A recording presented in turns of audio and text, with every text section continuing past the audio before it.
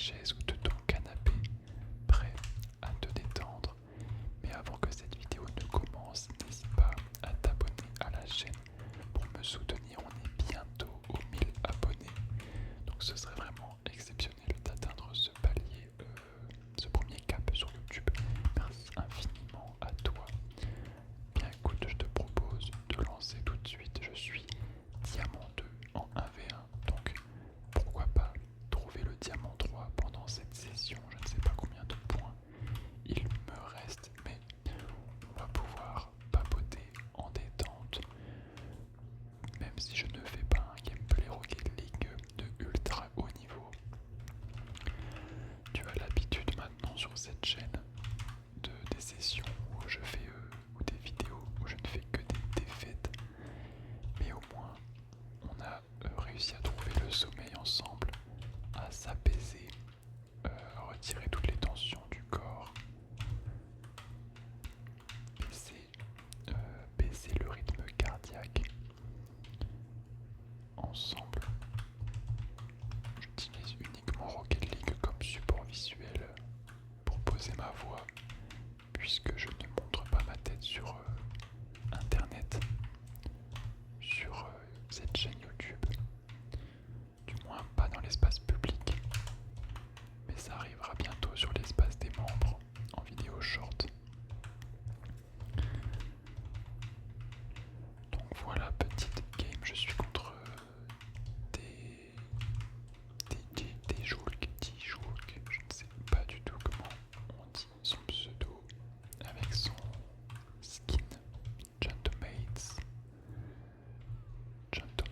je sais pas si tu es plus team K-Corp, Gentlemates ou Vitality, ou une toute autre équipe e-sport d'ailleurs, mais moi j'avoue que je suis plus team Vitality.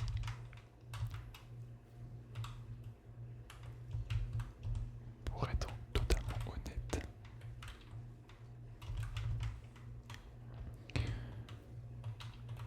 Je voulais savoir un petit peu, je pensais à ça l'autre jour, si si tu faisais du sport. Alors je sais plus si j'en ai déjà parlé sur cette chaîne, mais le sport c'est un sujet que j'aimerais bien revenir dessus, voilà, parce que j'ai envie, tout simplement.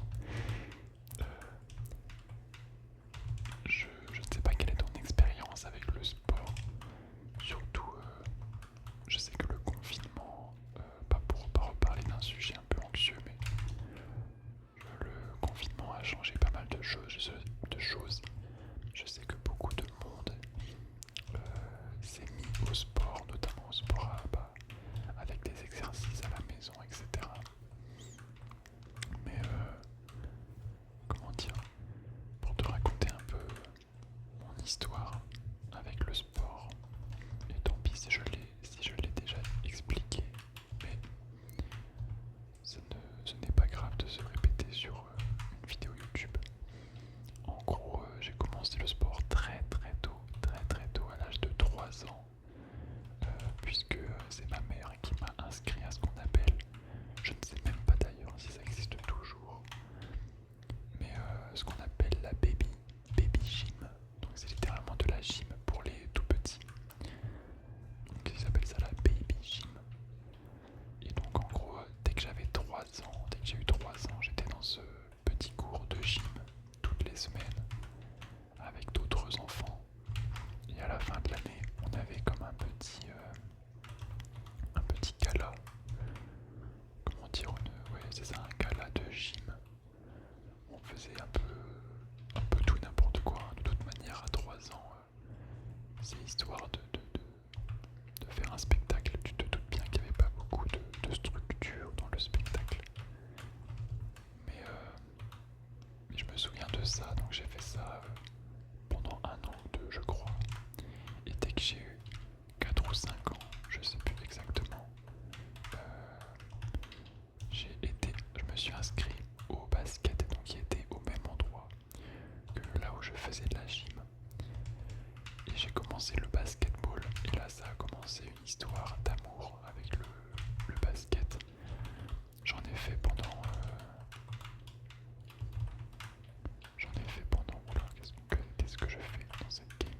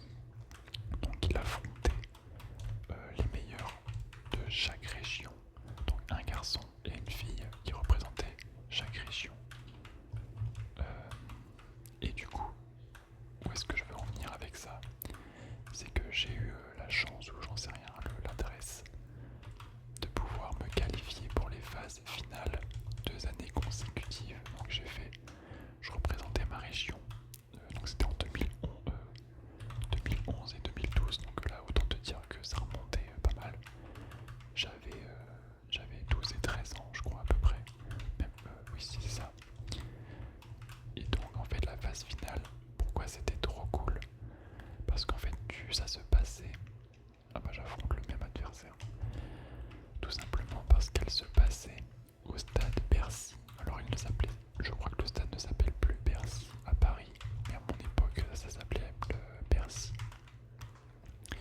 Je crois qu'aujourd'hui c'est l'Accor Arena. Enfin, le nom a changé, mais c'est le grand stade où il y a des concerts.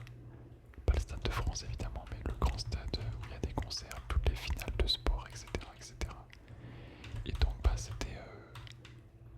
c'est le terrain omnisport de Paris. Donc quand t'as 12 ans, quand t'as 11 ans, c'est juste un rêve de pouvoir jouer sur ce parquet mythique de France. Tous les ans, il y a les finales les Coupes de France, de basket, etc. Les meilleurs joueurs.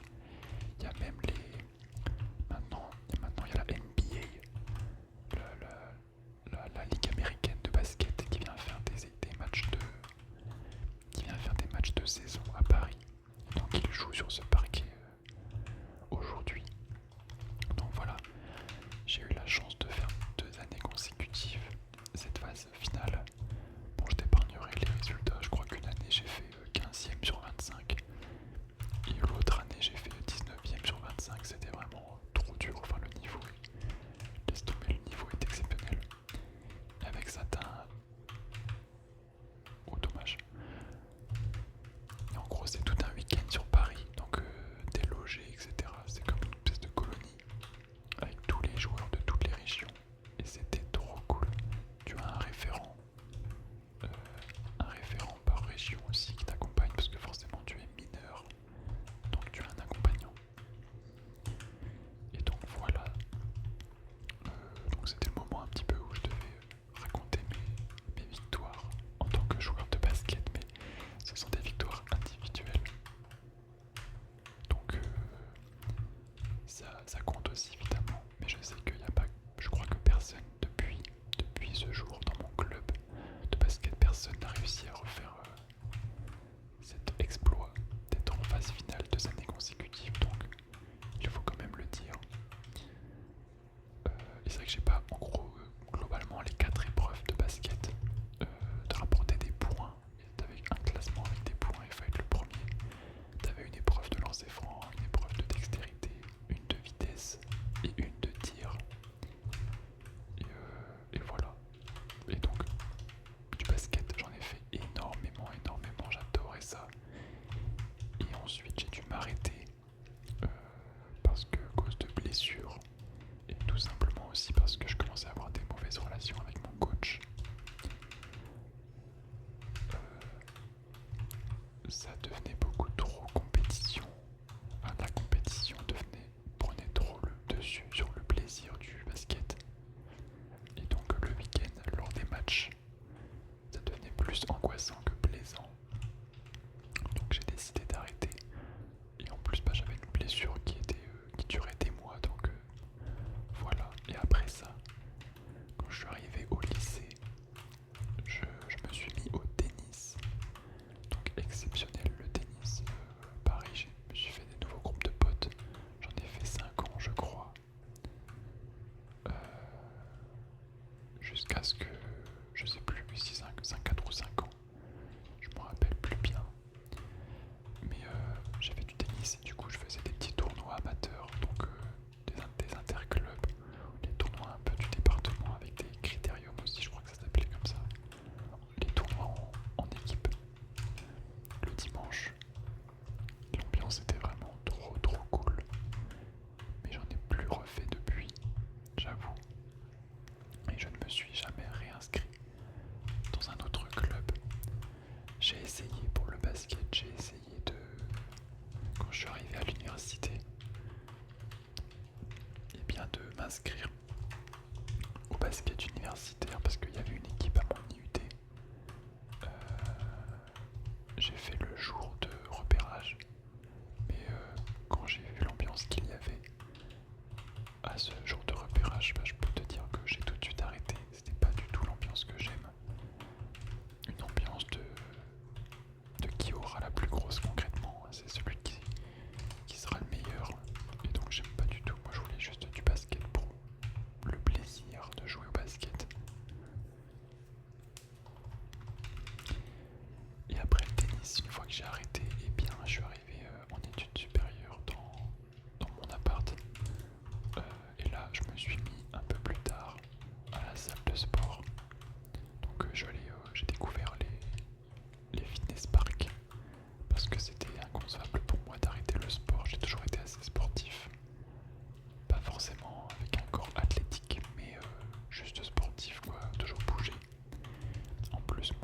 assez sédentaire puisque je travaille sur mon PC et que je passe beaucoup de temps chez moi.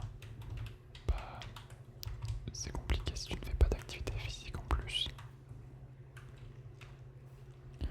Donc j'ai fait 2 ans, j'ai fait 2 ans de salle de sport à Fitness Park. Alors si jamais tu as peur de commencer la salle de sport, peut-être que je peux t'aider à avoir un déclic pour te raconter. En gros, moi c'est pareil, je suis quelqu'un de très réservé. Voilà, j'aime pas trop j'ai du mal avec le regard des autres. Je me sens pas légitime d'aller à la salle de sport. Je sens tous les regards sur moi, etc. Et du coup, j'avais vraiment très peur d'aller dans une salle de sport, d'être avec tous les mecs qui, ça fait 10 ans qu'ils y vont. C'est leur quotidien. Mais ce qui m'a aidé, c'est de demander d'abord d'aller faire une visite de la salle. Donc, je suis allé demander à l'accueil si c'était possible de visiter. Et surtout, j'ai posé toutes mes questions. Donc, notamment, puisque je n'ai aucune connaissance, autant j'ai fait beaucoup de sport dans ma vie, mais je n'y connais rien du tout en musculation. Et donc, les machines, etc., les exercices, pour se faire un programme, je n'y connais absolument rien. Et bien, du coup, j'ai demandé s'il y avait un coach qui pouvait m'accompagner les 2 premières séances. Ça va rien chez moi, ça, non? Ouais, je suis mort. S'il y avait un coach qui pouvait m'accompagner les 2 premières séances pour me donner au moins un programme et quelques exercices à faire, 3, 4 fois par semaine, pour me dire que je n'ai plus à réfléchir quand je rentre dans la salle de sport et j'ai tout de suite commencé à faire une petite routine. Et je suis tombé du coup sur quelqu'un qui était très cool, qui m'a accompagné donc gratuitement, m'a pris en main 2 séances, donc 2 séances complètes, et il m'a tout expliqué de A à Z. Et ensuite j'étais livré à moi-même. J'avais commencé ma petite routine, j'étais pas perdu quand j'arrivais à la salle. Et surtout, au bout d'une semaine, 2 semaines, tu oublies totalement le regard des gens, tu te sens comme chez toi. Vraiment, t'as l'impression que tu vas à la salle depuis longtemps et tu te rends compte que tout le monde s'en moque de toi. Ça peut paraître bête, mais vraiment, tout le monde fait sa séance. Ça dépend des heures des heures évidemment. Moi j'allais jamais le soir, donc j'étais plutôt de la team du matin parce que y a moins de monde aussi et que j'aime bien me lever et directement aller au sport et ensuite commencer ma journée. Moi j'y allais le matin avant les cours et puis je faisais ça tout le temps et surtout ça faisait extrêmement du bien. T'arrives en cours sur ta chaise, alors ça t'es fatigué mais c'est une bonne fatigue, tu te sens vraiment bien, t'as l'impression d'avoir une longueur d'avance sur les autres sur ta journée et j'étais en pleine forme, j'étais vraiment à mon prime honnêtement de ma vie. C'était la période prime de ma vie. Et ensuite il y a eu le confinement, etc. Donc c'était plus vraiment ouvert. Est-ce que c'était la période du confinement? Je crois. Je me perds un petit peu dans la temporalité. Mais je sais qu'après j'ai arrêté le sport parce que comme tu le sais, puisque j'en ai déjà parlé, j'ai commencé à avoir mes premières angoisses en fait. C'est là que l'anxiété a commencé à arriver dans ma vie. Donc merci l'anxiété. Mais l'arrivée de l'anxiété alors qu'avant j'en avais pas du tout ou très peu. Et donc ça a commencé à être compliqué pour moi. Enfin je vais pas revenir dessus mais dans cette vidéo, mais ça a commencé à être compliqué pour moi de rentrer dans la salle de sport puisque je faisais des crises de panique. C'était une salle souterraine. Alors qu'avant je ne me posais pas du tout la question, je faisais ma séance. Et j'ai commencé à avoir eu peur de vomir pendant mon sport. J'ai commencé à avoir du mal à respirer quand j'allais à la salle. Et donc de fil en aiguille, eh bien, tu connais la chanson. Ça devenait compliqué de faire une séance de sport parce que j'avais peur d'y aller. Et là je rentre dans le cercle vertueux. Donc du coup j'ai arrêté la salle de sport. Et sache qu'aujourd'hui je n'y retourne pas régulièrement. Mais de temps en temps ça arrive, très rarement, que je fasse une séance à la salle de sport avec mon frère ou ma copine. Mais, enfin, parce que j'ai pas d'abonnement, mais du coup, eux, ils ont un abonnement plus un. Donc, de temps en temps, j'y vais pour voir comment je me sens. Et ça se passe généralement bien. Mais maintenant, j'ai surtout une routine de séance de sport à la maison, donc à mon appartement. Je regarde avec des vidéos. Il y a beaucoup, du coup, grâce au confinement, il y a énormément de vidéos, routines de sport, d'entraînement à la maison, puisque bah, tout le monde faisait ça, littéralement. Et donc, bah, en fait, je suis des youtubeurs sportifs, donc pas forcément, il y a Thibaut InShape, il y a, comment il s'appelle, Eric Flag, je crois, si je dis pas de bêtises. Il y a Chris, je ne sais plus son nom de famille, Chris Hera, je crois. Et donc en fait je fais des exercices avec plus ou moins de matériel, j'ai juste des haltères. Et j'ai pris l'habitude de faire ça chez moi presque tous les jours. Du moins, oui, quasiment tous les jours. Bon là il fait très chaud, j'avoue que je suis pas très assidu. À l'appartement il fait plus de 30 degrés, donc c'est compliqué de faire du sport, je respire même pas. Mais du coup, voilà mon expérience avec le sport. Je fais surtout des exercices à la maison pour garder la forme, c'est très important. Peu importe ton activité. Et moi c'est encore pire parce que je suis très sédentaire, je suis tout le temps assis sur mon bureau. Je sors pas beaucoup. De temps en temps aussi, je payais des séances, alors pas avec un abonnement, mais je faisais du badminton et j'adore le badminton. C'est incroyable, je comprends pas les préjugés autour du badminton, mais c'est ultra compliqué, c'est tellement dur et tellement physique, c'est tellement cardio aussi. C'est vraiment un des sports les plus compliqués que j'ai jamais fait de ma vie, voilà je te le dis. Je trouve ça vraiment trop dur, le cardio de malade qu'il faut pour faire du badminton. En même temps c'est très dynamique et j'adore ça. C'est de la précision, c'est de la vitesse, c'est de l'adresse, il y a vraiment tout dans le badminton.